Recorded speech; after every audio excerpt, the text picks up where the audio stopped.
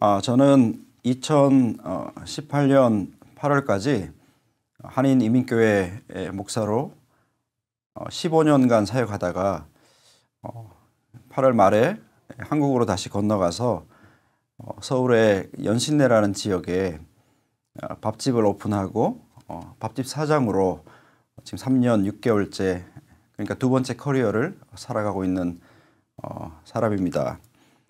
저희 밥집은 그라렛 수도회라는 그 캐톨릭 수도회에서 만든 청년밥상 문간이라고 하는 식당을 벤치마킹해서 설립했고요. 처음 1년간은 청년밥상 문간이라는 이름을 쓰다가 이후에는 따뜻한 밥상이라는 이름으로 개명해서 지금까지 유지해 오고 있습니다. 따뜻한 밥상, 저희들은 또 따밥 그렇게 줄여서 부르기도 하는데요. 저희 따밥, 따뜻한 밥상은 김치찌개 하나만 판매하는 독특한 식당이죠. 그리고 1인분에 3,000원만 받습니다. 또 밥은 무한히 리필할 수 있는 그런 식당입니다. 요즘같이 굉장히 물가가 비싸고 여러 가지로 힘든 때에 김치찌개와 밥 그리고 반찬을 3,000원에 먹고 또 밥도 무한히 먹을 수 있는 그런 아주 매력적인 식당입니다. 저희가 오픈하고 처음 한 6개월, 7개월은 굉장히 어려웠습니다. 손님들이 오지 않아서 고전했는데 지금은 아주 장사가 잘 되고 또 지역의 남녀노소 많은 분들에게 사랑받는 그런 식당이 되었습니다. 이 얘기 나온 김에 저희 식당을 조금 자랑하면 손님들 하시는 말씀이 저희 찌개가 단연코 맛이 있다고 합니다. 7,000원, 8,000원 주고 먹어야 되는 찌개보다 저희 찌개가 훨씬 맛있다 하는 말씀들이 많고 저희 식당은 손님들 층이 80% 정도가 혼자 오시는 손님이십니다. 혼밥 하시는 분들이죠. 그리고 80% 중에서도 대부분이 남자분들이셔요. 그러니까 식당을 이렇게 보면 대개는 혼자 오신 남자들이 이렇게 앉아서 밥을 먹습니다. 그러다 보니까 저희는 좌석이 가득 차도 굉장히 조용하고 평화로운 그런 풍경을 항상 볼 수 있습니다. 그렇게 밥 먹는 풍경은 되게 평화롭지만 저희 밥집은 가끔 이렇게 전쟁이 벌어집니다. 어떤 전쟁이냐 하면 서로 계산하겠다고, 서로 돈 내겠다는 전쟁이 벌어지죠. 가령 네 분이 오셔가지고 찌개를 드시면 12,000원 계산하시면 되잖아요. 근데 어느 식당 가서 네 분이 드시면 4, 5만 원 이렇게 지출해야 되는데 12,000원만 내는 부담이 없으니까 특히 아주머니들이 서로 내시겠다고 싸우는 그런 이야기를 자주 봅니다. 저희 식당은 이렇게 나눔이 아주 풍성한 식당입니다. 찌개 하나 드시고 가령 3,000원만 내시면 되는데 3만 원을 내시고 나머지는 다른 분들을 위해 써달라고 요청하는 그런 손님들이 제법 많으시고요. 누가 보냈는지 알 수 없는 그런 식재료가 아침에 도착하면 수시로 이렇게 문 앞에 쌓여 있는 것을 목격할 때가 있습니다. 나눔이 아주 많죠. 제가 3년 반 정도 그 밥집을 운영하면서 기억에 남는 손님들이 참 많습니다. 이야기하자면 끝도 없지만 그중에 제 마음에 아주 감동, 또 제가 나름대로 감명을 받은 손님이 한 분 계신데 저희 밥집에 일주일에 한 3일 정도는 젊은 청년이었어요. 올 때마다 이렇게 후드티를 입고 체육복을 입고 와서 구석에 앉아서 밥을 먹고 가는 친구인데 하루는 제가 이렇게 물어봤죠. 뭐 하는 친구냐 그랬더니 대학을 졸업하고 취업을 준비하는 상태라고 이야기하더라고요. 그렇다고 그렇구나. 그리고 이제 그 다음에도 계속 오는데 사실 한국에서는 취업되었느냐 어떻게 되느냐 이런 이야기를 묻기가 참 쉽지 않습니다. 그래서 그냥 밥을 정성껏 대접하고 또 다음에 또 오시라고 그렇게 이제 몇 달의 또 시간이 지났습니다. 근데 하루는 이 친구가 왔는데 그동안 이렇게 추리닝과 후드티를 입고 오던 친구가 그날은 좀 약간 잘 차려입고 온 거죠. 무슨 일이 있나 싶어가지고 물었죠. 어떤 일이 있었냐 그랬더니 자기가 취직을 했다는 거예요. 그래서 제가 너무 좋아서 와 축하한다, 신난다, 잘 됐다 그랬더니 그 친구 말이 사실은 오늘 인사하러 왔대요. 이제 취업을 해서 먼 곳으로 가게 되어서 다시는 여기 못 올지 모르는데 감사의 인사를 하러 왔대요. 그럼 뭐가 감사하냐 그랬더니 자기 취업 준비하고 가난하고 힘들 때 이 식당에 와서 밥 먹는 게 참 위로가 됐고 도움이 됐고 자기가 굉장히 응원을 받고 있다는 느낌 항상 가지고 왔었다는 이야기예요. 사실 제가 뭐 한 건 없잖아요. 그냥 돈 받고 음식을 판 것밖에 없는데 이 청년들에게 젊은 사람들에게 우리가 응원하고 있다, 격려하고 있다 하는 그런 메시지를 준다는 게 너무 기뻤고 또 감사한 일이었습니다. 아무튼 그렇게 계속 제가 밥집을 운영하고 있는데요.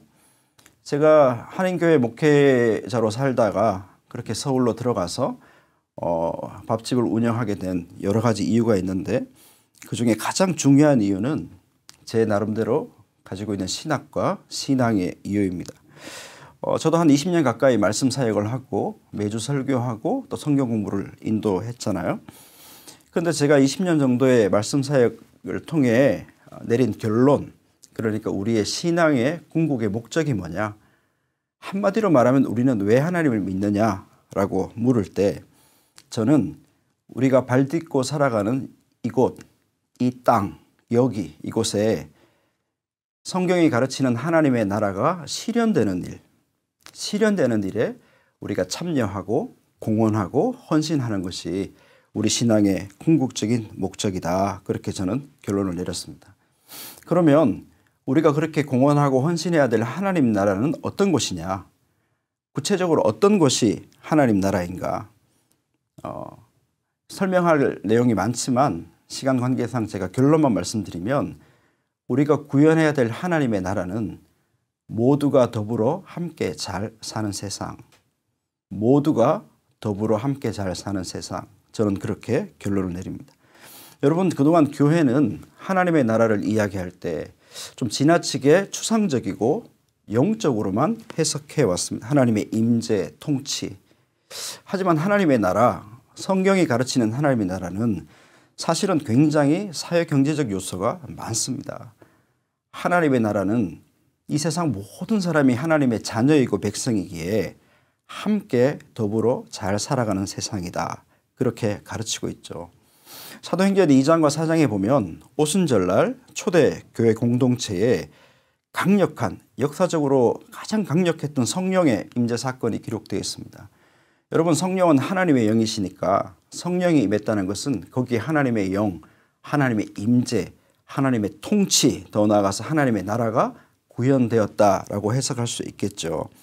그런데 그 사도행전에 의하면 하나님의 영이 임하고 하나님의 통치가 이루어지고 하나님의 나라의 단면이 우리에게 드러나니까 어떤 일이 벌어졌느냐. 물론 지금처럼 말씀하고 또 기도하고 예배하고 서로 떡을 나누고 뭐 찬양하고 이런 일들이 일어났지만 아주 독특한 역사가 하나 벌어지죠. 그것은 그 교회에 좀 가졌던 자들, 상대적으로 부유한 자들이 자기의 재산을 교회 앞에 내어놓고 사도들은 그 재산을 받아서 교회 안에 가난한 자들에게 나누어 주는 그런 배분, 균등한 배분의 역사가 일어나죠. 그래서 성경은 오순절 성령 강림 사건 이후에 교회 안에 가난한 자, 찢어지게 가난한 자들이 사라졌다. 그전에는 모두가 함께 잘 사는 세상이 아니었던 거죠. 그런데 하나님의 역사, 하나님의 영, 하나님의 통치, 하나님의 나라가 임하니까 모두가 함께 잘 사는 세상이 실현되었다 하는 이야기예요.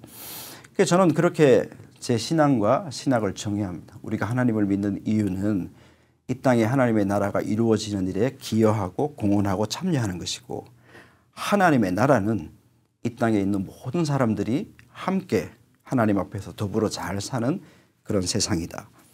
그렇게 제가 미국에서 목회하는 동안 설교하고 계속 가르쳤겠죠.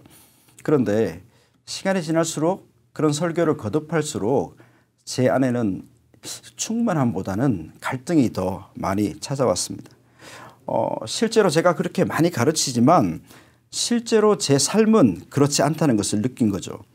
그 말씀과 별로 동의할 수 없는 삶을 제가 그러니까 함께 더불어 잘 사는 세상을 위해서 제가 크게 공헌하는 것이 없고 오히려 제가 더 안정적이고 잘 사는 거에 만족하고 있는 제 자신을 발견하게 되었죠. 그래서 제가 정말 내가 하나님을 믿는 사람이면 정말 한 번 정도는 내가 발견하고 공부하고 그 깨우친 대로 한번 살아봐야겠다 그런 생각을 가지게 되었죠. 세상 속에 나가서 우리가 함께 잘 사는 세상을 위해서 내 시간, 내 삶, 내 소명을 한번 던져봐야겠다 이런 마음을 가지게 되었던 거죠. 그런데 목사만 하던 제가 딱히 할 수 있는 일이 없더라고요. 정말 뭐 해외 선교사 나가는 거 뭐 그 정도밖에는 생각할 수 있는 게 없더라고요. 그런 찰나에 그 신부님 또 수도회가 하던 그 밥집 이야기를 제가 우연히 읽게 되었고 그 기사를 읽는데 가슴이 막 뛰는 거죠. 막 뛰어가지고 그 다음 주 바로 한국 가서 그 신부님 만나서 나도 이런 식당 하겠다. 벤치마킹 할 수 있게 해달라 허락받고 다시 들어와서 교회에 통보했죠. 그리고는 이제 뒤도 안 돌아보고 짐 싸서 한국 가서 밥집을 오픈해서 지금까지 3년 반 동안 밥집 사장으로 밥집을 운영하고 있죠.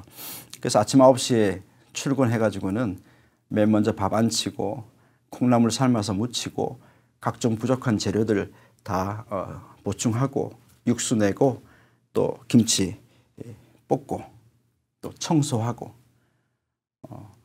또 파 막 썰고 어떤 때는 파를 막 썰다가 문득 내가 왜 여기서 이러고 있지 하는 그런 생각이 들기도 하지만 그렇게 지금 어려운 사람들 한 끼를 배불리 먹는 만큼의 여유가 없는 사람들 지금 가난한 사람들이 부담 갖지 않고 와서 3,000원이라는 가장 기본적인 금액 자기들의 자존심을 지킬 수 있는 금액을 지불하고 마음껏 먹고 가게 하는 현장을 만들므로써 그 사람들의 삶의 질이 조금 나아지게 하고 그래서 미약하지만 우리가 함께 더불어 잘 사는 세상을 만드는 일에 제가 참여하며 살아가고 있는 것이죠.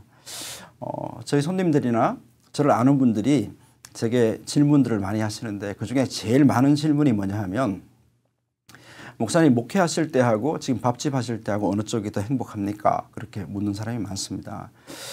중요하죠. 행복. 그래서 제가 어느 쪽이 더 행복하다라고 이야기하지는 않고 예를 들어 설명해 줍니다. 뭐라고 예를 들었냐 하면 저는 교인들이 목사님 설교에 은혜 받았습니다 하는 그런 말보다 야 찌개가 진짜 맛있네요 라는 말이 더 듣기가 좋고 성도들의 그 아름다운 찬양 소리만큼이나 냄비가 닳도록 긁어가면서 끝까지 깨끗하게 밥을 먹는 그 손님들의 그 소리가 더 귀하게 들립니다. 아무튼 그렇게 만족하며 살아가고 있죠. 제가 4년 전에 한국 여행을 결정하고 한국으로 굉장히 과감히 넘어갔는데 사실은 결정하고 발표하고 넘어갈 때까지 여러 가지 방해 요소들이 있었습니다. 뭐 예를 들면 이 캘리포니아의 날씨, 이 좋은 날씨를 내가 포기하고 한국에 가서 살 수 있을까? 그런 것들. 또 미국 생활의 그 여유로움, 안락함, 또 많지는 않지만 교회에서 받는 안정된 연봉 포기하고 할 수 있을까? 그런데 이런 것들은 다 하루 이틀 만에 쉽게 넘어갔어요. 근데 마지막에 딱 하나 심각한 방해 요소가 저를 찾아오는데요. 여러분 그게 뭘 것 같아요? 그런 것들은 다 넘어갔다가 마지막에 이 한 가지가 저를 굉장히 크게 흔들었는데 그게 뭐냐 하면 먹고 사는 문제에 대한 염려. 먹고 사는 문제. 제가 한국 가서 김치찌개집 3,000원짜리 찌개집을 한다니까 저희 교우 가운데 한 분이 그런 이야기를 했어요. 목사님 3,000원짜리 찌개 팔아서 먹고는 살 수 있을 것 같습니까? 그거 팔아서 남는 게 뭐가 있고 목사님 어떻게 먹고 살 거냐고. 생각해 보니까 틀린 말이 아니죠.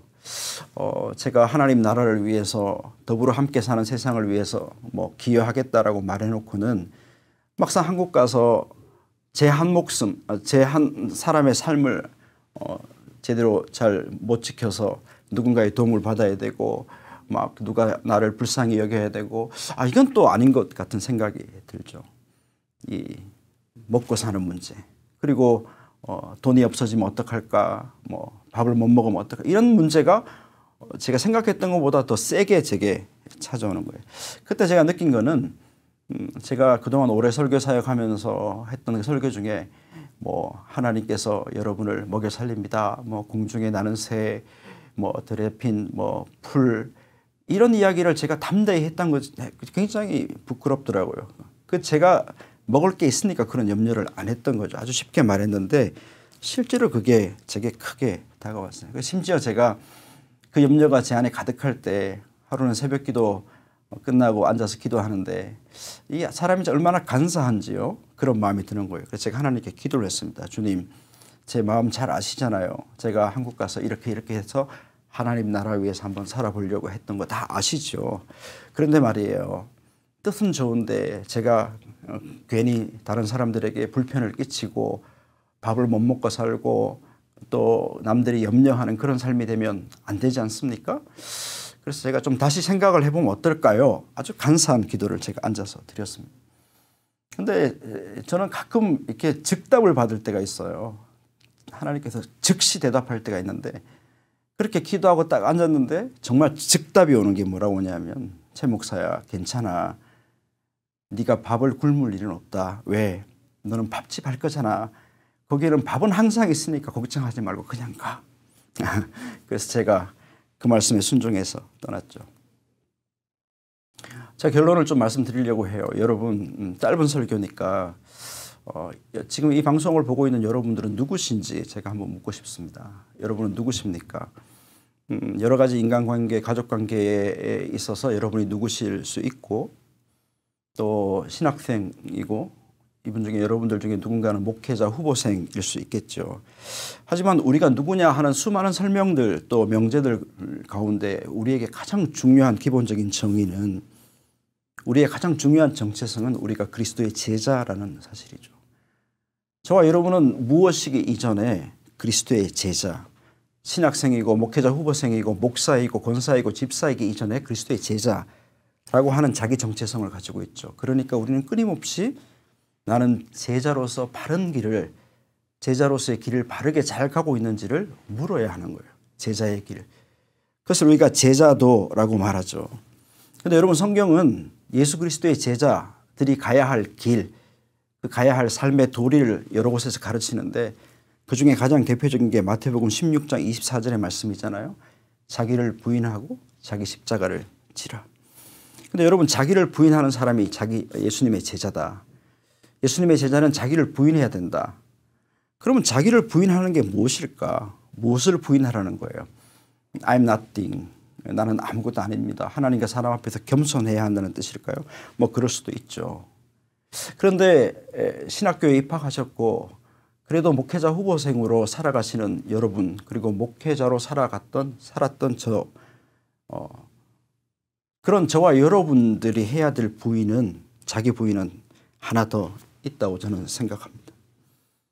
우리가 수많은 자기 부인들 중에서 잊지 말고 기억해야 될 자기 부인의 아주 중요한 테마가 하나 있는데 그것은 소위 안정적으로 남들 부럽지 않게 살아가는 삶을 부인하는 것이죠. 내가 마땅히 누릴 수 있는 권리와 소유에 대해서 부인해버리는 것이죠. 그런 것들을 과감하게 포기할 수 있는 용기, 이것이 자기 부인이 아닐까 생각합니다. 감사하게도 저희 따밥이 지금 5곳이 있는데 그러니까 작년 가을에 송파구 마천동에 따밥을 오픈하신 분이 이제 신대원을 막 졸업한 젊은 전도사님입니다. 그분이 1년 전에 저를 찾아와서 같이 봉사하고 이런 일을 하고 싶다고 해서 1년 동안 일주일에 한 번씩 만나서 서로 멘토링하고 또 가르치고 이런 시간을 가졌는데 한 번은 제가 그렇게 물었어요. 전사님 갈 길이 앞으로 창창한데 왜 이런 일을 하려고 합니까? 왜 이렇게 힘들고 어려운 일을 하려고 합니까? 라고 물었더니 그 전사님이 그렇게 대답해요. 자기가 아무리 계산해봐도 이 일은 수지가 안 맞는 일이다. 어려울 게 뻔하다. 그래서 제가 그런데 왜 하려고 하느냐 그랬더니 그분 대답이 그래서 제가 해야겠다는 결론을 내렸다는 거예요. 그리스도를 따라서 하나님의 나라를 위해서 살기로 결단한 자기가 해야 될 일이라는 것이죠. 얼마나 아름다운 자기 부인입니까? 저는 세상이 많이 바뀌었다고 생각하는데 급격하게 변해가고 있다고 생각하는데 그 변화 중에 하나가 교회에 대한 변화입니다. 교회는 이제 더 이상 조직과 건물로서의 교회는 저는 많이 저물어 가고 있다고 생각합니다. 신학교가 나오면 교회 전도사가 되고 그러다가 부목사가 되고 그러다가 뭐 담임 목사가 되고 그러다가 언젠가는 더 큰 교회 담임 목사가 되고 뭐 은퇴하고 그런 시스템은 끝났습니다. 제가 교회 밖에 나가보니까 교회 밖에 있는 목사 전도사님들이 얼마나 많으신지 모릅니다. 그래서 혹자는 교회의 위기다. 교회의 위기다 그렇게 이야기하시는데요. 저는 위기가 아니고 오히려 기회라고 생각합니다. 어떤 기회냐. 우리가 신학교만 졸업하면 교회라는 조직에 들어가서 일하는 게 전부인 줄 알았는데 이제 그게 아니고 우리의 일상 속에 들어가서 그것이 어디든 간에 거기서 하나님의 나라를 이루는데 내가 스스로를 부인하면서 참여하는 그런 일꾼들이 많이 생기겠구나 하는 그런 마음에 이것은 기회다. 기회다. 저는 이 방송을 보고 계신 여러분에게 미약하지만 도전합니다. 여러분들이 들어가야 할 곳이 어딘지를 꼭 생각해 보셔야 합니다. 물론 그것이 조직 교회일 수도 있지만 아닐 수도 있습니다. 만약에 그곳이 세상을 더 아름답게 하고 함께 잘 사는 일에 기여하는 일이라면 거기가 바로 하나님이 여러분을 보내신 곳일 수 있습니다. 그리고 거기에 가야 되면 가는 길에 여러분이 마땅히 누릴 만한 마땅히 누려야 되는 권리와 어떤 안정된 삶을 포기해야 되는 것이 있다면 그것은 정말 여러분이 가야 할 길 하나님이 부르고 계신 곳일지 모릅니다. 그렇게 잘 찾아가시면서 그렇게 가다 보면 어느샌가 우리 바로 앞에 걸어가고 계신 주님의 모습을 발견하게 되고 또 함께 주님의 그 모습으로 용기를 내서 잘 걸어가게 될 것입니다. 이런 발견과 또 결단과 자기 부인을 통해서 여러분이 서 계신 그곳이 더 아름다운 곳이 되고 함께 잘 사는 그런 세상이 될 수 있기를 소망합니다.